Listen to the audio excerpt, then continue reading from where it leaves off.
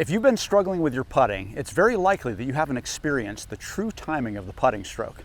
All right, let's get started.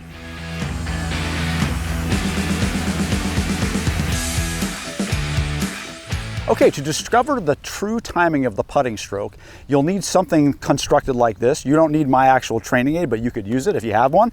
But a ball attached to the end of a rope will be just fine. Because what we're gonna really illustrate here is the natural timing, basically, of the universe and how it applies to your movement in putting. Simply, if you can kind of imagine that I'm a wrecking ball and I'm gonna swing this weight here, I can't just manipulate it with the shaft. That becomes the problem with most of our golf strokes, including putting. So if you're rigid with the golf club, you're violating some of the natural timing that's available to you to make your putting stroke feel really, really easy.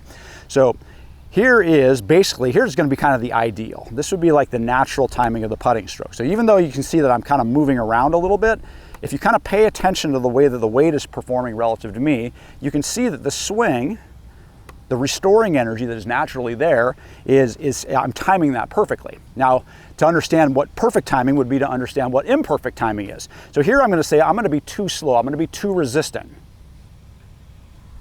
So I waited too long for things to get going. I didn't give it a chance in my transition to allow some natural energy into my movement. And then here would be being too forceful. Now you can see I completely violated it. It completely distorted the rope.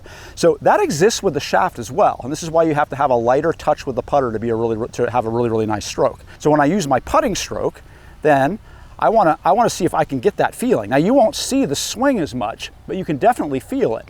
So if you hold it really tight and try to control it, you'll be very, very slow. And if you're trying to push it, you'll notice that you have like this quickness to it, which will alter the path of the stroke. But there's a perfection if you kind of almost like wait for it to swing for itself, which again is very, very evident when you remove the shaft. It's just a matter of using that imagination part of yourself when you're training your putting stroke. Once you get that, you have a beautiful sense of what it's like to roll a ball perfectly.